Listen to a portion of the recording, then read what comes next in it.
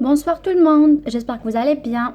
Je reviens avec vous dans une deuxième vidéo concernant les révisions de mois d'août 2019 pour vous faire un petit peu le programme de biologie végétale. S2 2019 toujours. Le chapitre que j'ai choisi de le faire aujourd'hui, c'est les méristèmes. Pourquoi ça? Parce que c'est un cours qui va, entre autres, qui va débuter votre révision, c'est-à-dire vous pouvez commencer à partir de ce chapitre car c'est à partir de là que les choses vont commencer à se compliquer. Après, vous pouvez revenir à la classification et tout. Alors, par définition de méristème, on va d'abord définir l'histologie végétale. Par définition de l'histologie, on peut dire que l'histologie, c'est l'étude des tissus.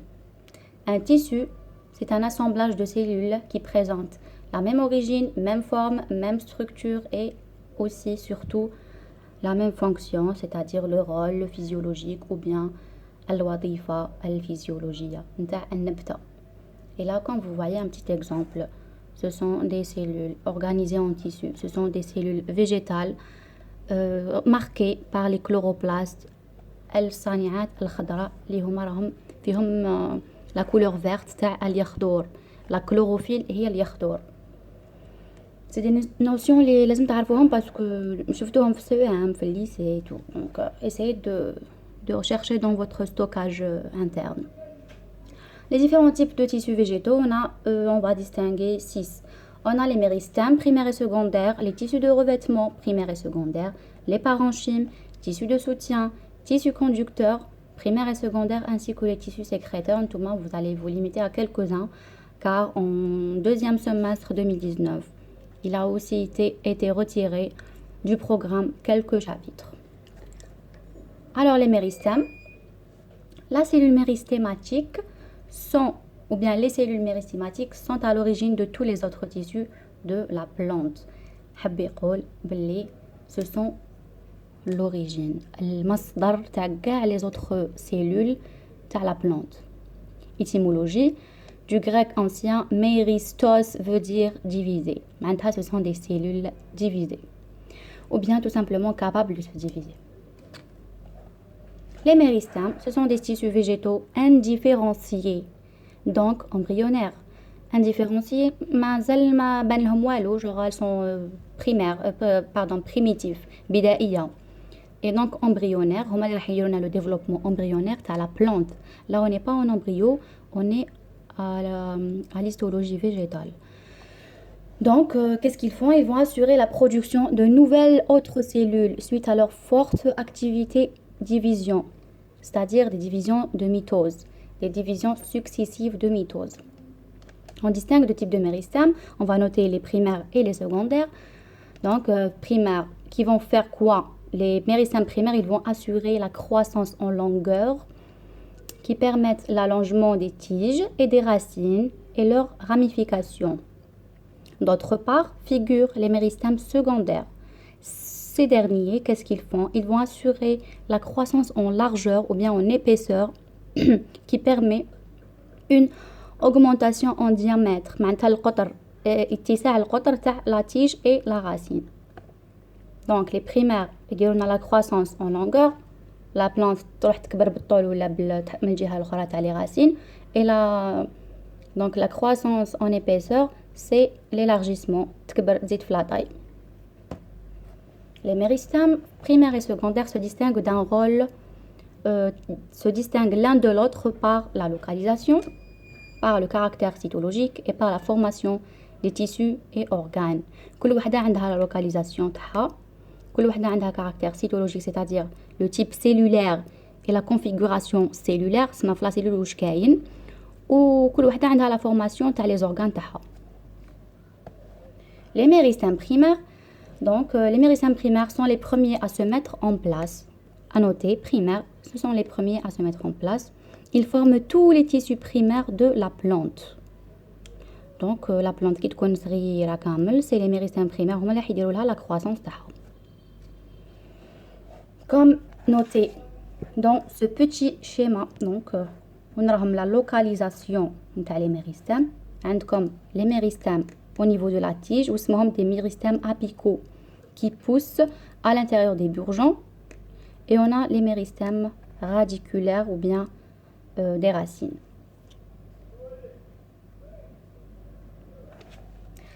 Alors, les méristèmes primaires se trouvent dans l'apex des racines, ou des méristèmes radiculaires, ou la racinaire, la racine. Et on a des apex et on a des méristèmes au niveau de l'apex des tiges, ou bien donc méristème caulinaire, donc radiculaire pour racine et caulinaire pour la tige. Les méristèmes primaires, donc où ils sont localisés soit à la base de la feuille, soit au bourgeon axillaire, appelé méristème axillaire, au niveau des nœuds et au niveau de la graine et aussi la jeune plantule. Là, au niveau de la fleur, c'est au niveau de la fleur. Pardon, au niveau, à la base des feuilles. Là, au niveau de la feuille, la base de la feuille, on un bourgeon axillaire ou bien méristème axillaire. Et là, on a des nœuds. Les nœuds, c'est quoi? C'est le point, l'intersection entre la tige et les pétioles. D'accord? Ça, c'est les nœuds, intercalaires. Comme au niveau de la graine aussi, des méristèmes primaires. Ok? Cette petite image montre l'emplacement exact des méristèmes primaires au niveau de bourgeon apical et au niveau des bourgeons axillaires. Les bourgeons apicales, ça se regarde l'extrémité apicale, maintenant le nord, et les axillaires de part et d'autre, c'est-à-dire les futures feuilles. Les méristèmes primaires, donc qu'est-ce qui montre l'image? C'est les zones méristématiques de croissance sur une coupe longitudinale. En longueur au niveau d'un bourgeon. Et qu'est-ce qu'on note? On note les méristèmes apicales et axillaires toujours. C'est la même chose qui m'a dit. Alors, ce sont des zones méristématiques racinaires. Ça, c'est au niveau de la racine. Donc, l'apex racinaire, le côté basal de la plante, l'extrémité de la racine, qui donne une coupe. On remarque de manière détaillée la formation des méristèmes racinaires. Et comme c'est montré en couleur noire, la formation ou la division, c'est une cellule qui est en train de se diviser. Ce sont des cellules à noyau dense en préparation de division. Et ça aussi, c'est carrément la formation du fuseau achromatique. Et ça, c'est la division des cellules racinaires maintenant au niveau de l'organe racine. C'est l'organe tout simplement souterrain. Car on a les organes aériens, la tige et les feuilles. Rôle des méristèmes primaires, on a un rôle histogène, ça veut dire qu'il y a un rôle dans l'histologie tout simplement. Comme rôle la division intense, très rapide, la mitose. Des cellules méristématiques produisent de nouveaux tissus primaires. L'épiderme, le collenchyme, le phloème, etc. L'épiderme, c'est le revêtement, le phloème, c'est la conduction, etc. Là aussi, ce sont des cellules méristématiques en plein division de mitose ou bien division mitotique. Donc, chaque cellule d'un méristème produit par mitose de nouvelles cellules. Tout simplement, une cellule mère donne 2 cellules filles. Ça, c'est une règle générale. Le deuxième rôle, on a un rôle organogène, c'est-à-dire formation des organes, la tige, la racine, la feuille et la fleur. La fleur, c'est l'organe de reproduction, vous devez le savoir. Les méristèmes primaires, ils ont donc comme exemple l'organogenèse des feuilles, l'initium foliaire. L'initium foliaire, c'est l'organe qui tibda la formation de la feuille. Here is it, l'initium foliaire.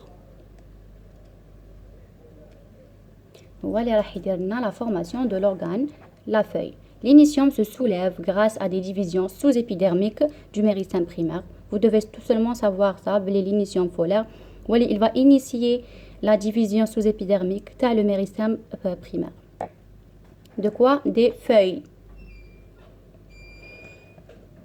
Les méristèmes primaires, on a plusieurs sortes. Donc, au niveau de l'épiderme, on a donc formation de la feuille, stade initium foliaire. Et là, c'est stade primordium foliaire, c'est-à-dire l'embauche ou bien la sortie des cellules qui vont former la future feuille. Là, c'est quoi? Donc, primordium foliaire, apparition d'une protubérance, résultat des divisions de méristème au stade initium, qui est le primordium de nouvelles feuilles. Le primordium, c'est le début de l'embauche ou bien de la sortie de la feuille. C'est ça. La phase vue en microscope électronique à balayage, technique d'ombrage. Donc, c'est une technique voilà, en 3D. Vous allez voir tout simplement l'échantillon comme en 3 dimensions. Et vous allez voir, voilà, les tadaris, ce sont des reliefs qui montrent le primordium foliaire numéro 1, numéro 2, numéro 3. Maintenant, les futures feuilles. Les méristèmes primaires, on a l'embauche foliaire où je fais donc elle va commencer à croître par des divisions qui se poursuivent jusqu'à l'apparition d'une ébauche de feuilles. Donc ça, c'est les étapes de formation de la feuille. L'ébauche foliaire continue à s'accroître et à se différencier pour donner la feuille. Donc au fur et à mesure, l'ébauche foliaire, elle va nous donner carrément la feuille. Méristème primaire, caractère cytologique, l'aspect donc cellulaire, c'est la cytologie, la première année, le premier semestre. La cellule du méristème primaire, les cellules sont petites et jointives. Ce sont des cellules voisines. Une cellule observée au microscope électronique à transmission présente une forme isodiamétrique. Iso, diamétrique, le même diamètre, la même taille. Donc, tous les côtés sont égaux. Et de parois pectocellulosiques minces et riches en plasmodermes. Ce sont des matières organiques qu'on verra. Donc, la forme, les cellules sont isodiamétriques et riches en plasmodermes. Les méristèmes primaires, ils sont un noyau volumineux, ils ont un cytoplasme riche en ribosomes, ils ont des proplastes, les futurs chloroplastes, et on a les petites vacuoles. La vacuole, elle est caractéristique de la cellule végétale, et on a le réticulum endoplasmique, bien sûr, rugueux et lisse, et les dictyosomes, les l'appareil de Golgi, ainsi que les mitochondries, ils sont en gris, pour fourniture de l'énergie et pour la division, bien sûr, parce qu'à les méristèmes, ils ont besoin de se diviser. Pour la division cellulaire, l'énergie sous forme d'ATP. Donc, caractère cytologique toujours, ce sont des cellules jointives, etc. Ça, c'est la même. Et les cellules issues de la division des cellules méristématiques se transforment progressivement en tissu adulte. Maintenant, les cellules qui sont en train de se diviser, elles vont donner un tissu qui va grandir pour donner un organe, bien un tissu adulte. Au cours de cette transformation appelée différenciation cellulaire. Donc, la transformation les méristèmes ou bien la division, هي la différenciation. Les cellules acquièrent la forme spécifique, la structure spécifique, maintenant la forme en 3 dimensions et plus ou moins donc structure cytologique, et la fonction caractéristique de chaque type de tissu. La fonction qui est le tissu conducteur, tissu de revêtement, tissu, c'est-à-dire de conduction comme le xylème et le phloème, etc. La différenciation de cellules, c'est donc un grandissement cellulaire, c'est l'élongation et c'est la croissance en longueur. Donc les méristèmes primaires, la croissance en longueur. La différenciation cellulaire, un développement important de l'appareil vacuolaire, maintenant la vacuole تكبر. Il y aura aussi transformation des proplastes en chloroplastes. Donc les proplastes حيولونا chloroplastes معناتها صانعات خضراء bien développés, et aussi l'adaptation à la fonction précise de photosynthèse. يولوا قادرين يديروا على عملية التركيب الضوئي اللي هي la photosynthèse. Et aussi épaississement de la paroi pectocellulosique et la perte de capacité de subdivision. Donc les méristèmes primaires, une fois différenciés, ما يقدروش يزيدوا يديفيزاو. يوغا اون بيرت معناتها يفقدوا خاصية الانقسام الخلوي. Comme montré dans cette image, c'est la différenciation. De droite à gauche, une cellule normale moins différenciée راح تولي عندها لي فاكيول كبار، دي بروبلاست راح يولوا كلوروبلاست صنيعة خضراء، ميتوكوندري كبيرة، فاكيول énorme. Et ça c'est une cellule qui est incapable de se diviser. C'est bon, genre كبرت و la vacuole تاعها a pris toute sa place, ou le noyau il est plus fonctionnel, معناتها ما يصرالوش division, et du coup c'est une cellule différenciée qui a perdu la capacité de se diviser. Alors différenciation cellulaire, donc c'est-à-dire elles peuvent retourner à l'état. Donc il y a des cellules qui peuvent revenir à leur état, c'est-à-dire bon, certaines cellules végétales différenciées peuvent se dédifférencier. Donc la différenciation c'est la transformation, et la dédifférenciation pardon, c'est le contraire. Ça veut dire une cellule différenciée كبيرة تعاود تولي l'état تاعها normal، تعاود تصغر. Voilà. Genre elle a évolué de ce côté. La dédifférenciation, c'est l'évolution de ce côté, c'est le contraire. Donc la flèche rouge, c'est la dédifférenciation, et la flèche verte, c'est la différenciation. La différenciation, c'est la transformation تكبر la cellule, et la dédifférenciation تصغر. Quelques exemples de dédifférenciation cellulaire, donc formation du cal. Là, donc qu'est-ce qu'on montre? Donc quand un organe est blessé, les cellules du parenchyme se dédifférencient. لازم يديفيرونسيو باش يعاودوا يديفون régénérer d'autres cellules باش يعاودوا ينقسموا هذوك les parenchymes pour renouveler l'organe à nouveau, parce que l'organe primaire il a été endommagé par une blessure. Donc c'est là la dédifférenciation cellulaire. Le bouturage, donc ça لهم des différenciations كي نروحو نديرو التعقيم ou bien le bouturage, voilà, تعقيم تاع les plantes, c'est-à-dire نحيو une partie où on va la joindre avec une autre partie. Le bouturage, donc c'est un fragment de plante que l'on détache et qu'on fait enraciner pour obtenir un nouvel individu. هذه شفتوها في biotechnologie, c'est-à-dire transformation des végétaux. نحيو une partie d'organe ونحطوها dans la terre باش تمد لنا un nouvel individu. Donc voilà, ça c'est plus de détails de bouturage. La différenciation cellule, la dédifférenciation, donc les cellules du parenchyme de la tige se sont donc dédifférenciées pour donner des cellules méristématiques qui se divisent activement. Ensuite, elles se différencient en tissu adulte pour donner des racines. La culture in vitro, عاودوا له biotechnologie تلقاوها. Donc voilà, in vitro, هذه درتوها en grand et en large. En long et en large في biotechno. La culture in vitro, c'est le développement dans le laboratoire des plantes pour régénérer un nombre important avec une qualité intéressante de cette plante. Au lieu d'attendre une graine تكبر تولينا, donc une plante intéressante, là on va faire cultiver plusieurs individus, plusieurs plantes à la fois en même temps. Donc comme vous voyez là. La culture in vitro, les avantages تاعها, donc l'obtention de plantes sans virus, sans contamination, le gain de temps, نربحوا الوقت, diminution des coûts de production, معناتها les moins chers, et rajeunissement d'un végétal, معناتها يعاود, on va restaurer un être végétal qui est jeune. نحيو un morceau d'organe ونحطوه باش يعاود يكبر, يعاود يمدنا un individu plus jeune. Donc rajeunissement, diminution des coûts de production et gain de temps, et donc élimination, bien on va tout simplement éviter les virus.